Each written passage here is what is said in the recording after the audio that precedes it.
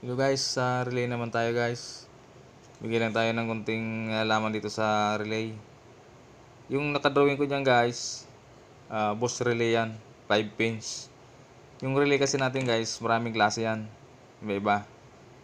Meron tayong pang headlight, ito yung guys, 4 pins. Meron tayong pang starter relay guys, ito yun.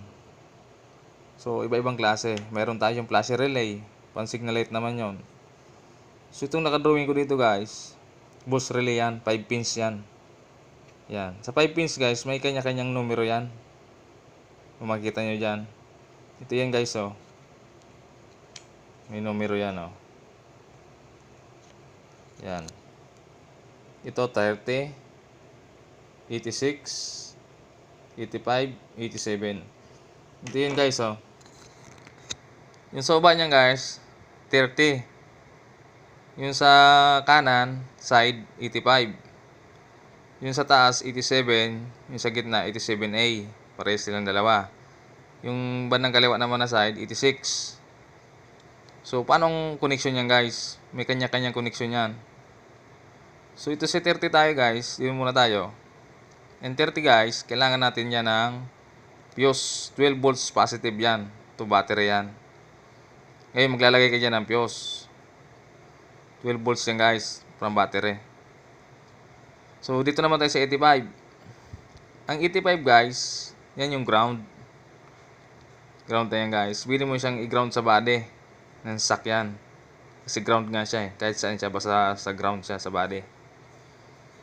At dito sa kabila guys, 86. Yan yung switch natin.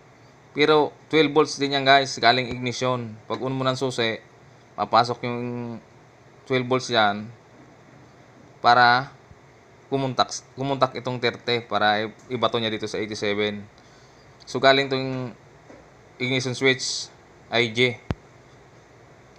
Ngayon yung 87A natin, parehas ang 87 din yan. So ito nga lang, pag hindi tayo nag-supply dito, ito normally open ang tawag dyan. Kasi pag may supply ito, mayroon din yan. Tapos pag sinupply mo 86 natin, mawawala yung supply dito, ito naman magkakaroon. Kaya ito naman normally close ang tawag nito, 87. Papuntang load ito guys, yung 87 natin. Pag sinupply natin tong 86 ng switch galing sa ignition, ito mayroong ground, ito mayroon ng supply na 12 volts from battery. Yung galing dito ng supply, papasukin nyo yan dito, ibabato nyo yan dun sa 87. Yan yung papuntang load natin. Halimbawa, ito yung sa gawin natin busina.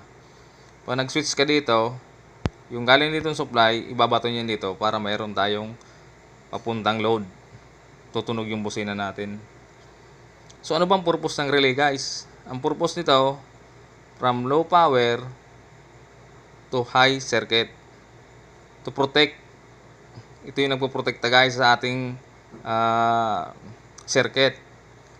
Kasi kung walang relay, galing dito, irekta natin ito sa supply, ay sa load, masisira yung switch natin kasi mataas yung wattage ng ano natin load lalo kung nagpapalit tayo ng mga busina. So high power siya, from low power hindi pwede. Kailangan natin padaanin siya sa relay para yung galing dito supply 12 volts ililipat niya dito sa 87 para yun ang mag-supply doon sa load natin na mataas ang wattage. Ito kasi guys yung relay yung nagpoprotekta sa circuit guys para hindi masira yung switch natin at walang ma-damage na wirings. Yung guys, sana matutunan nyo, makuha nyo yung kunting na ibigay kong idea at nalalaman. Yun lang guys, maraming salamat.